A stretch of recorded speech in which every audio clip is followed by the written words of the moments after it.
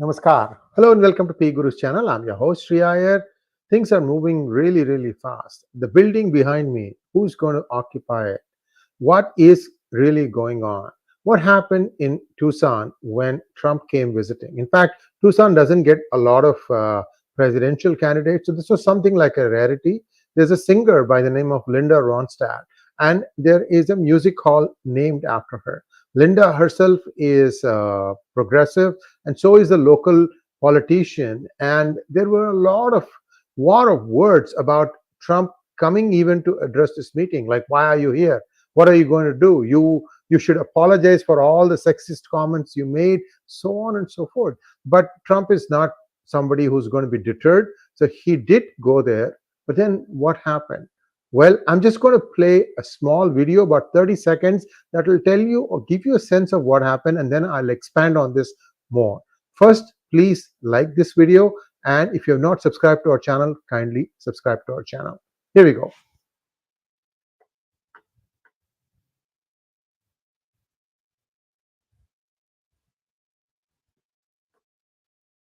Reporters of former President Donald Trump that were allowed to sit behind his stage at his Tucson rally last week tell the News 4 Tucson investigators they left with mysterious injuries to their eyes. News 4 Tucson's chief investigative reporter Course Nylander is live outside the Tucson Music Hall downtown. Course, what are we learning about their situation? Yeah, well, Monica, this is where thousands of people came out to hear former President Donald Trump speak last week. There was a group of 48 people allowed to sit on stage behind Trump throughout the event. They were split into two groups on each side of the stage. One side seemed to walk away without any issues, but multiple people seated near each other on the other side tell me that they had to go to the emergency room. So, as you can see, 48 people were sitting behind Trump. And this is a normal thing. Remember that one guy died in the first attempt, a bullet hit him from the sniper. So 48 people were sitting behind Trump. And so let's say this is Trump. If I am Trump, to my right and to my left, right?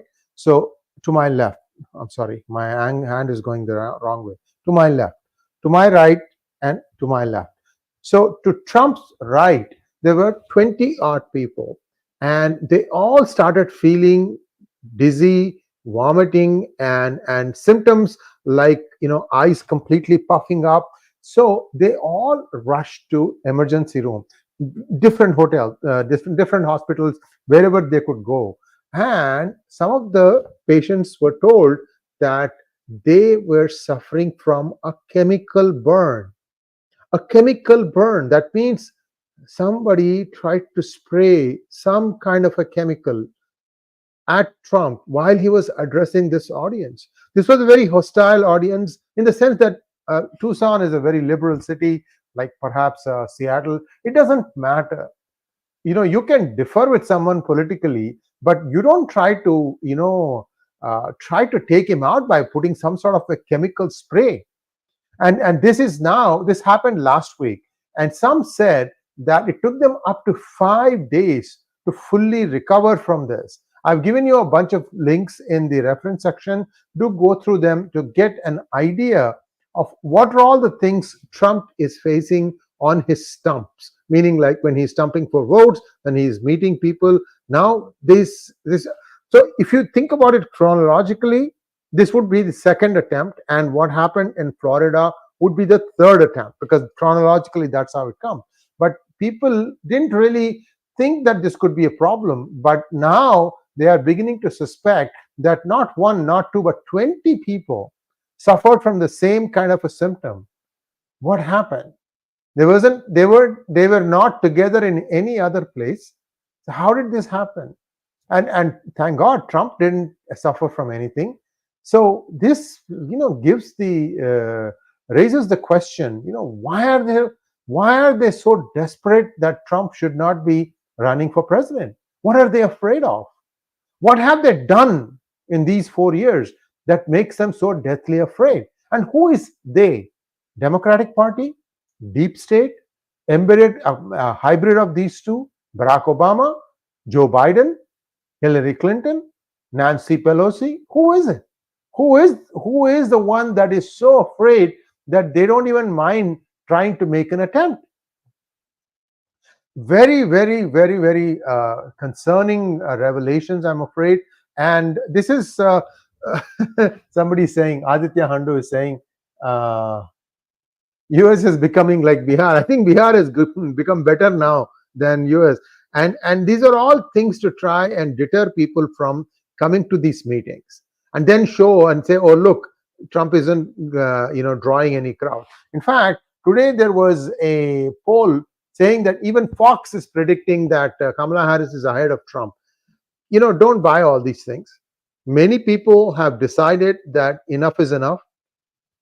Illegal immigration is a big concern across America, especially based on what they are seeing in Colorado, in Ohio, and in New York City, where members of the same gang, TDN, if I remember correctly, that were caught in Colorado, they are invoking terror from Venezuela.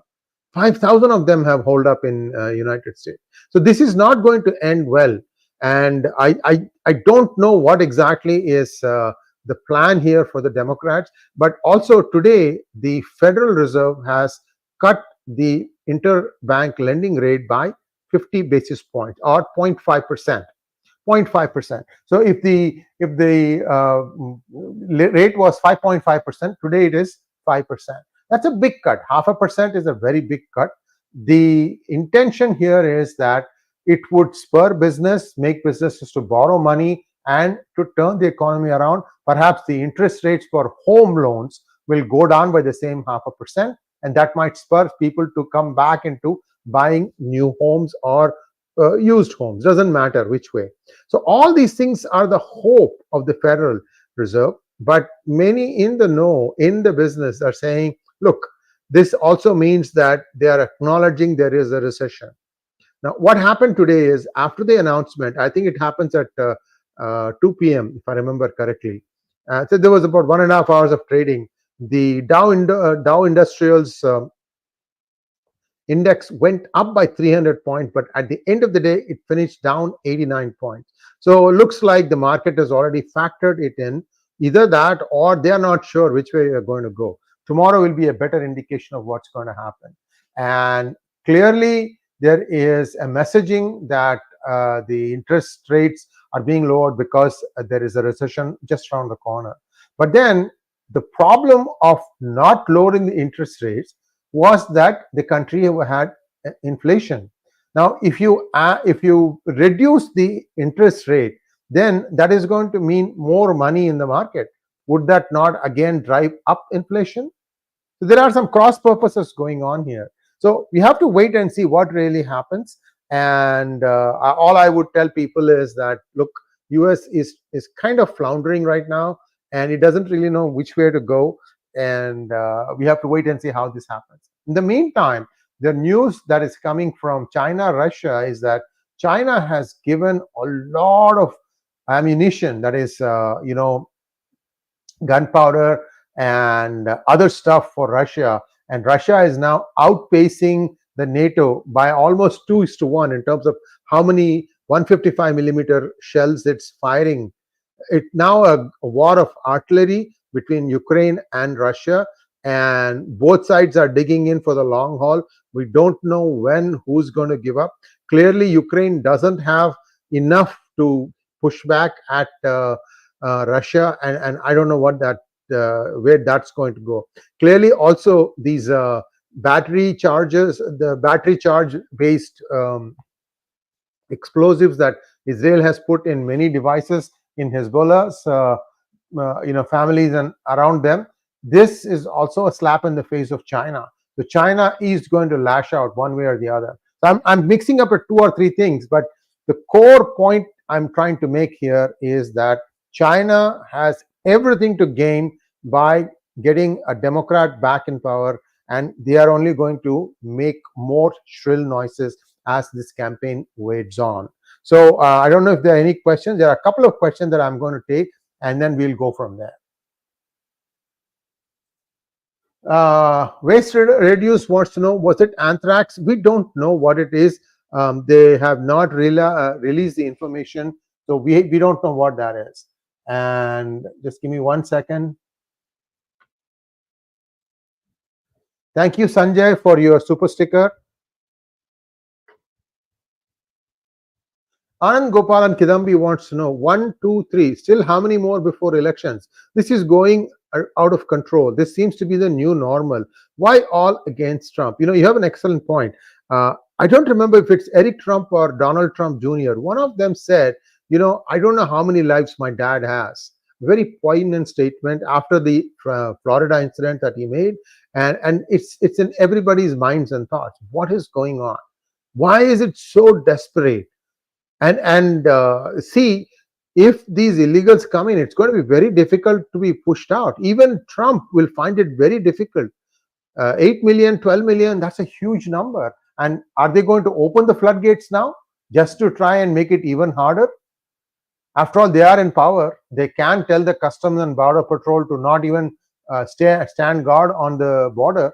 I don't know. This is something that is also concerning for all American citizens. So we have to wait and see how the next 40 odd days before the election are going to go through.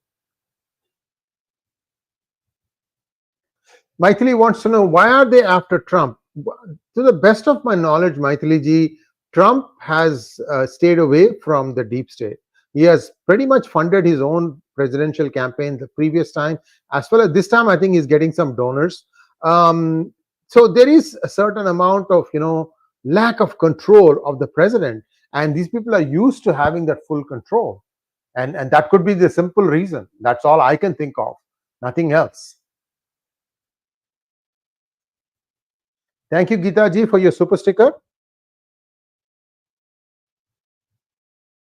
I think I've answered all your questions, and that's where we stand. I'll give an update in the evening if I get to know more data. But in the meantime, you can read the links that are provided as part of the description, and you can get more information from this particular event. Thank you once again. Thanks for watching. Please like, share, and subscribe to our channel.